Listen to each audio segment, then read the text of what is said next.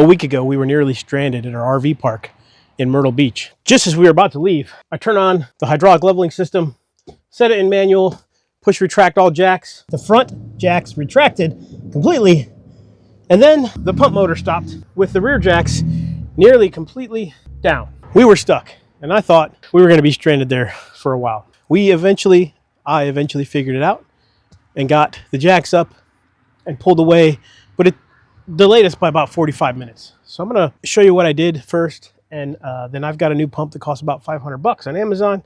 We're going to swap it out, see if this thing works. Before I tried anything else, first thing I did is come back here with my channel locks and jump the pump motor. The vehicle's off right now, so there's no power. And as you jumped it, you could hear, even pushing the button, you could hear the solenoid clicking, clicking, clicking. And I know it was getting power, so I jumped the motor, and again, it was clicking, and you can hear the pump clicking. So I had someone inside hold the motor down, jumped the solenoid again, and I hit the pump over and over again. You can see my dings and dents that I put in this, and it would move. It would make noises, and it would actually start to move. So it did tell me that this pump was bad. So first thing you have to do when this happens is there are 4 solenoids, 2 on this side, 2 on the back. You need a 5 30 seconds. So 5 30 seconds. So I've got my, right here, I've got my Cobalt kit that I carry in the RV. This is my RV only kit, stays in the RV. So I try to do this with all just the tools that I keep in the RV. So the cool thing about this one is it's got this little end, this like mushroomed or end, which means you can actually get a little bit of articulation. So it helps in the back. But first thing I did was actually twist these in. So righty-tighty, twist these in clockwise until they bottomed out. So they're all 4 of them are still in. The next thing I did was take this little cover off here. So the cover pops out. And what you get is you see a bolt. And that bolt is a 1/2 inch. So this is a 1/2 inch, and this nut is a 1/2 inch nut. Now, one of the videos online will tell you that you want to go clockwise. Well, that's a problem because this is left-hand thread. So I've got this drilling forward, and I'm going to, tighten it. And well, it's actually spinning now, but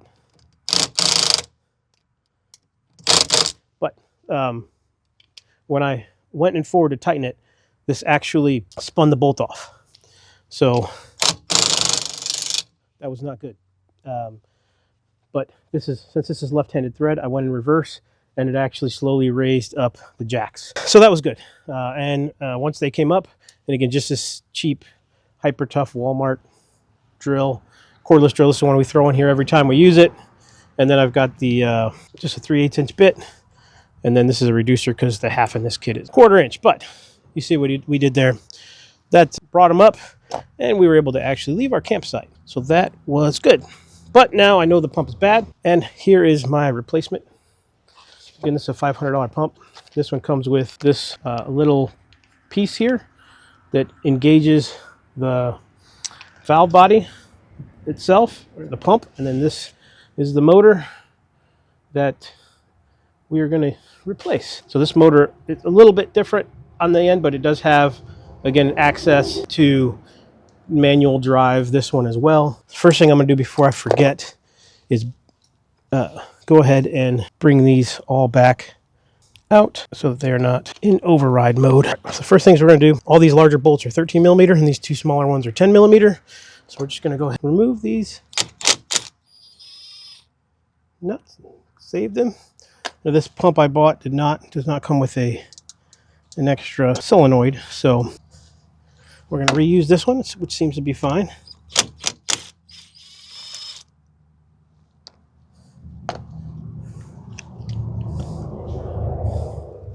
I'll try and remember what is what. When everything is off, I'm just being careful not to ground anything out.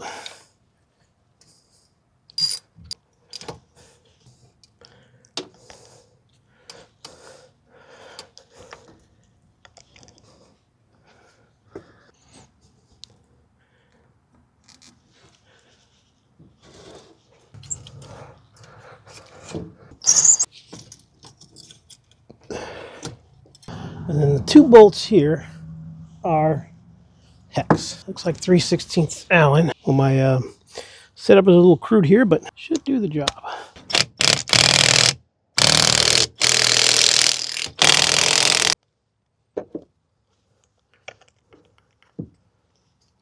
There's our old motor. They do pack this thing full of grease. Here's our old thing that's been replaced by the thing. All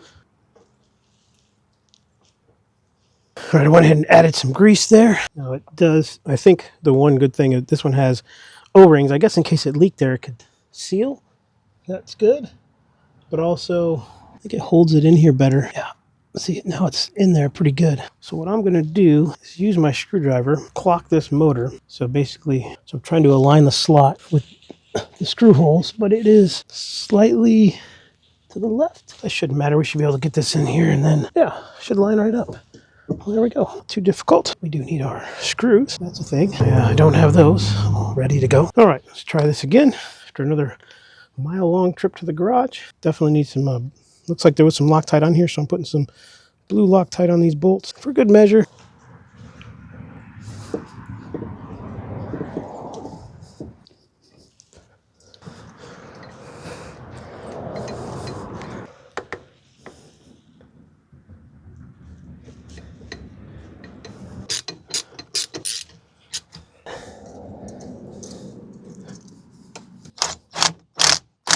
So one problem here is these little bolts here now are smaller. That is not nice. So these are all 10 millimeter now, but these studs are also much smaller. That is not helpful because these eyelets are big. So yeah, that's a thing. And I'm not going to remake and recut all these eyelets before I start running these. I'm going to remember that where they all went, right? I think I'll start with the solenoid because the solenoid is easy.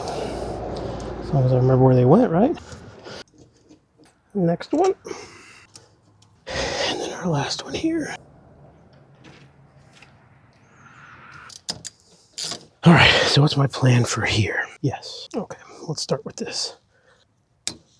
What I did have in the garage were some nice washers. Now this one, like this and like that and like that, and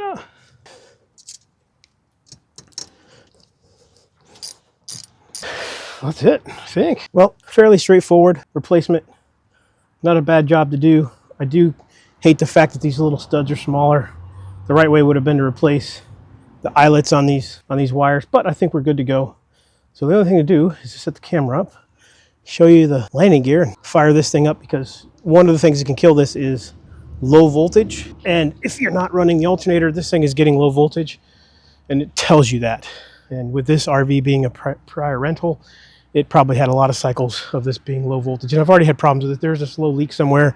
Probably need to take the whole pump out and find out where it's leaking from. But it does have a slow leak down at the bottom there somewhere on the valve body of that pump. So I don't know where that leak is coming from. I tightened up the bolt down there, but I don't know. And then we did have a line blow not long ago. And I got another video where I placed that line.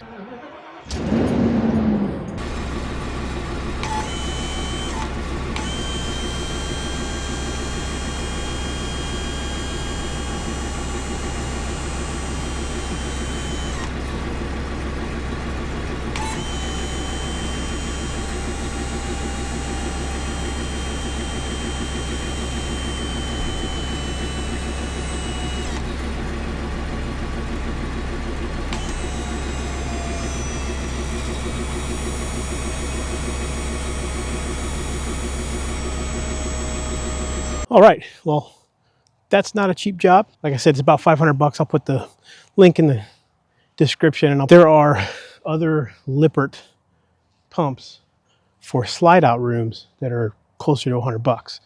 When I first saw them, I was like, that's great. And I came out and looked at this one and I was like, yeah, it's not great, it's terrible. The $500 one is the one. And when you buy the actual Lippert one and not the Chinese version, you're looking at like $800 or more. So 500 bucks is what you're gonna have to pay to get your jacks going again. And we're in a lot of mud, so I felt it and I heard it, and it came up a little bit, but so muddy right now because it's been raining for a couple of days. But yeah, we replaced it and it seems to be working, so that's good. And it was pretty simple, so hopefully if you need to do this, you can do it. But also in the beginning I showed you how you can bypass the pump and use a drill or something else to actually spin that bolt. And this has a little piece of paper covering it. But when you spin that, you're going to have a hard time going the opposite direction and lifting your RV if you're going to try to do that, because of the bolt and how that nut is is threaded. So being left-hand threaded, if you're trying to go to the right and you're loosening it to bring jacks down because your pump doesn't work, the bolt's going to spin free. It did have Loctite on it, but it immediately came off when I tried to do that.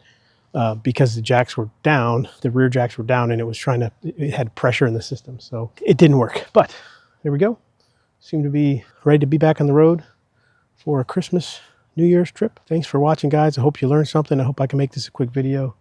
And like, subscribe. The bell does something that's free. Catch you in the next one.